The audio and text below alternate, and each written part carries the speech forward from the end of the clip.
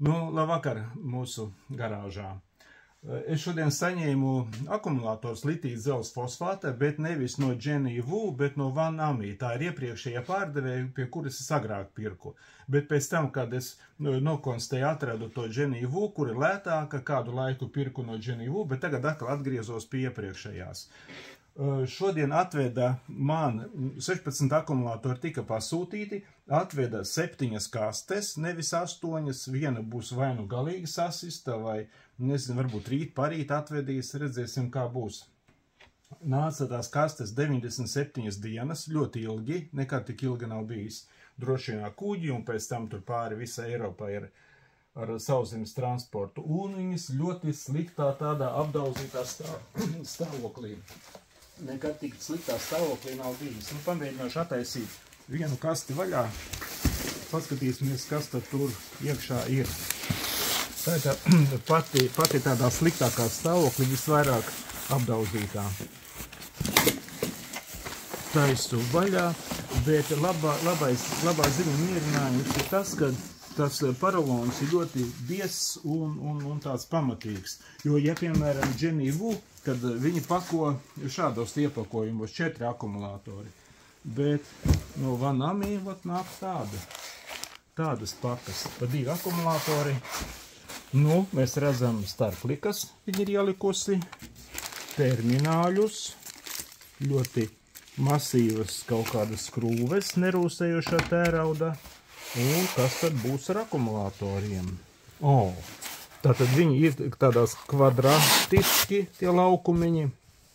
Laukumiņi ļoti lieli, un tie termināļi savādāki. Jo, ja agrāk bija apaļi, no skrūve apaļa, tad tagad ir šāds te laukumiņš. Tas nozīmē, ka saskaras tā virsma būs liela. Izvilkšu ārā. Un vēl kas interesanti. Ja to pieliek klāt, to termināli, tad skrūve var iziet cauri te. Nav tā kā kādreiz bija, atceros no AliExpressa pasūtīju, nebija tā tapa, bet bija caurums, un tad bija jāspēlējas ar skrūves garumu, lai nedodies, nebūtu skrūve ne pa īsu, ne pa garu. Nu, laukums ļoti liels, un tas lokās. Tā, ieliksim iekšā šajā te kastē. Tātad šajā te garajā kastē būs paredzēts 14,3 kWh, 48 volt akumulators. Un tā doma ir tāda, ka tās būs kastes viena virs otras, un tajā vietā, kur tās kastes būs līdz 3 laikam. Kaste būs viena virs otras. Šeit griezīšu laukā lūciņu priekš BMS. BMS būs šeit. Te ir tāda pietiekoša vieta, kāda tur 6-7 centimetri. Un 16 cēles te būs viena pie otras. Nu, pielikšu vēl kādu. Tātad nākošā nāk te. Spiedīšu klāt līdz tam vītnestienim. Un pa vidu obligāti jāliek šīs starplikas. Jo, ja starplikas nav, tad var sanākt lielas ziepes, kādas pa kādām mēs jau esam dzirdējuši. Nu, un te tas terminālis. Nu, vispār smuki.